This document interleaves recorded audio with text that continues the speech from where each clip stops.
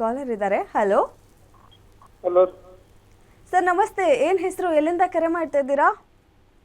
ನಾವು ಬೆಳಗಾವಿ ಜಿಲ್ಲಾ ಹತ್ತನೇ ತಾಲೂಕು ರೀ. ಓಕೆ ಸರ್, ಯಾರ ಬಗ್ಗೆ ಕೇಳಬೇಕಿತ್ತು? ಮಗನ ಮದ್ವಿ ಸೆಟ್ ಆಗೈತ್ರಿ. ಅದ ಯಾವಾಗ ಮಾಡಬೇಕು, ತಾರೀಕು ಮೇಲೆ ಓಕೆ, ಮಾಡಬೇಕು, ಡೇಟ್ ಆಫ್ ಬರ್ತ್ ಹೇಳಿ ಅವ್ರದ್ದು. ಅವ್ರದ ಮೇಷ ರಾಶಿ ಭರಣಿ ನಕ್ಷತ್ರ ಡೇಟ್ ಆಫ್ ಬರ್ತ್ ಗೊತ್ತಿಲ್ವಾ? 28/92 ರೀ.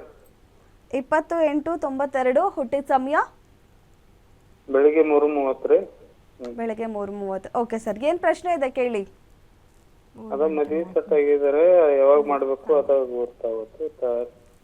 ಅವ್ರ ತಾರೀಕು ಮೇಲೆ ಮಾಡ್ಬೇಕು, ಹೆಂಗ್ ಮಾಡ್ಬೇಕ್ರಿ ಅದ ನಕ್ಷತ್ರ. ಸರ್ ಸ್ವಲ್ಪ ಜೋರಾಗಿ ಮಾತಾಡಿ. ಅಂದ್ರೆ ಯಾವ ದಿವಸ ಮಾಡ್ಬೇಕು, ಅದ ಯಾವ ತಾರೀಕು ದಿವಸ ಮಾಡ್ಬೇಕು ಅದ ಮುಹೂರ್ತ ಬೇಕಾಗಿತ್ರಿ. ಏನ ಸರ್, ಅರ್ಥ ಆಗ್ಲಿಲ್ಲ. ಅವ್ರ ಮದ್ವಿ ಸೆಟ್ ಆಗಿದ್ರೆ ಮದುವೆ ಸೆಟ್ ಆಗಿದ್ದಾರಾ? ಹಾ, ಅದಕ್ಕ ಮದುವೆ ಸೆಟ್ ಆಗಿದ್ರೆ ಸರ್, ಮದುವೆ ಸೆಟ್ ಆಗಿದ್ರೆ ಯಾವ ದಿನ ಯಾವ ಲಗ್ನ ಅನ್ನೋದನ್ನ ನೀವು ಕೇಳಬೇಕು ಅಂತಂದರೆ ನಮ್ಮ ಆಫೀಸ್ಗೆ, ಸಂಸ್ಥೆಗೆ ಕರೆ ಮಾಡಬೇಕು. ಖಂಡಿತವಾಗ್ಲೂ ನಿಮ್ಗೆ ಒಳ್ಳೆ ಟೈಮು, ಮುಹೂರ್ತವನ್ನು ಕೊಡ್ತೀವಿ. ಯಾಕಂದರೆ ಆ ಮುಹೂರ್ತ ಸುಮ್ಮನೆ ನೋಡಿದ ತಕ್ಷಣ ಹೇಳೋಕ್ಕಾಗಲ್ಲ. ಇವ್ರ ಡೇಟ್ ಆಫ್ ಬರ್ತ್ಗೆ, ಇವ್ರ ರಾಶಿ ನಕ್ಷತ್ರಕ್ಕೆ ಹುಡುಕಬೇಕು ಮುಹೂರ್ತ ಹುಡುಕಿ ಮದುವೆ ಮಾಡಿದ್ರೆ ಚೆನ್ನಾಗಾಗುತ್ತೆ. ನೋಡಿ, ಅವ್ರ ಮದುವೆ ಸೆಟ್ ಆಗಿದ್ರೆ ಅವ್ರಿಗೆ ನೋಡಿ ಜಾತಕ ತುಂಬ ಚೆನ್ನಾಗಿದೆ. ಜಾತಕದಲ್ಲಿ ಯಾವ ಮನೆಯೂ ಕೆಟ್ಟಿಲ್ಲ ಅವ್ರಿಗೆ, ಹಾಗಾಗಿ ಜಾತಕ ಚೆನ್ನಾಗಿದೆ.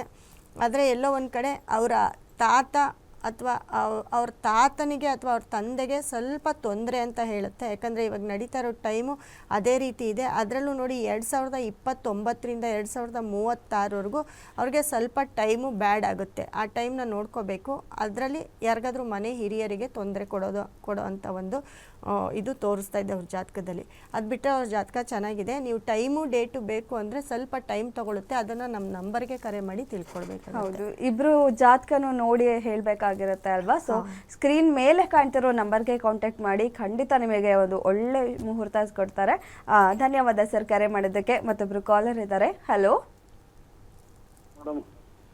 ಹಲೋ ಸರ್, ನಮಸ್ತೆ. ಕೇಳ್ತಿಲ್ಲ ಮೇಡಮ್, ನಾವು ಮಾತಾಡೋ. ಓಕೆ, ಇವಾಗ ಕೇಳಿಸ್ತಾ ಇದೆ. ಹೇಳಿ, ಏನ್ ಹೆಸರು, ಎಲ್ಲಿಂದ ಕರೆ ಮಾಡ್ತಾ ಇದ್ದೀರಾ? ನಾವು ಕುಷ್ಟಗಿ ತಾಲೂಕಿನಿಂದ ಮೇಡಮ್, ಸಂಗಪ್ಪ ಅಂಗಡಿ ಅಂತೇಳಿ. ಓಕೆ, ಯಾರ ಬಗ್ಗೆ ಕೇಳಬೇಕಿತ್ತು? ನಮ್ಮ ಬಗ್ಗೆ ಕೇಳ್ಬೇಕಿತ್ತು ಮೇಡಮ್. ಡೇಟ್ ಆಫ್ ಬರ್ತ್ ಹೇಳಿ. ಡೇಟ್ ಆಫ್ ಬರ್ತ್ ಜಾಸ್ತಿ ಇಲ್ಲ ಮೇಡಮ್, 68 ನಮ್ಮದು ಡೇಟ್ ಆಫ್. ಓಕೆ, ರಾಶಿ ಗೊತ್ತಿದ್ಯಾ? ಗೊತ್ತಿಲ್ಲ ಮೇಡಮ್. ರಾಶಿನೂ ಗೊತ್ತಿಲ್ವಾ? ರಾಶಿನೂ ಗೊತ್ತಿಲ್ಲ ಮೇಡಮ್. ಏನು ಹೆಸರು ಕೇಳಿ. ಹೆಸರೇನು ಹೇಳಿ? ಸಂಗಪ್ಪ ಅಂಗಡಿ. ಸಂಗಪ್ಪ ಅಂತ. ಓಕೆ ಸರ್, ಮೇಡಮ್ ಇದ್ದಾರೆ, ಮಾತಾಡಿ. ಸರ್ ನಮಸ್ತೆ ಸರ್. ನಮಸ್ಕಾರ ಮೇಡಮ್. ನಮ್ದು ಹುಟ್ಟಿದ ಡೇಟ್ ಆಫ್ ಬರ್ತ್ ಸರಿಯಾಗಿ ಗೊತ್ತಿಲ್ಲ ಮೇಡಮ್. ಆದ್ರೆ 68 ಡೇಟ್ ಆಫ್ ಬರ್ತ್ ಮೇಡಮ್ ನಮ್ದು, 1900. ಸರಿ ಸರ್. ನೋಡಿ ಸರ್, ನಿಮ್ಮ ಹೆಸರು ಮೇಲೆ ಸಂಗಪ್ಪ ಅಂತಂದರೆ ನಿಮಗೆ ಕುಂಭರಾಶಿ ಬರುತ್ತೆ.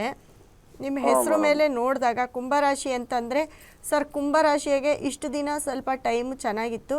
ಅದರಲ್ಲೂ ನೋಡಿ ನಿಮ್ಮ ನಕ್ಷತ್ರ ಗೊತ್ತಿಲ್ಲ, ಆದರೂ ಪರವಾಗಿಲ್ಲ. ನಿಮ್ಮ ಹೆಸರು ಮೇಲೆ ಹೇಳ್ತಾ ಇದ್ದೀನಿ.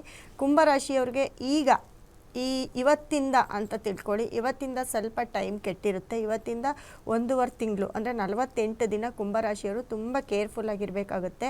ಯಾಕಂದರೆ ಗುರುವಿನ ಒಂದು ಬದಲಾವಣೆಯಿಂದ, ಮಿಥುನ ರಾಶಿಯಿಂದ ಗುರು ಕಟಕ ರಾಶಿಗೆ ಬರ್ತಾ ಇರೋದ್ರಿಂದ, ಗುರುವಿನ ಬದಲಾವಣೆಯಿಂದ ಎಲ್ಲೋ ಒಂದು ಕಡೆ ಕುಂಭರಾಶಿಯವರಿಗೆ ತುಂಬ ಪ್ರಾಬ್ಲಮ್ ಮೇಲೆ ಪ್ರಾಬ್ಲಮ್ ಸ್ಟಾರ್ಟ್ ಆಗುತ್ತೆ. ಅಂದರೆ ಯಾವುದೇ ಒಂದು ಕೆಲಸ ಮಾಡಿದ್ರೂ ಅಲ್ಲಿ ಅಡೆತಡೆಗಳು ಜಾಸ್ತಿ ಆಗ್ತಾ ಹೋಗುತ್ತೆ.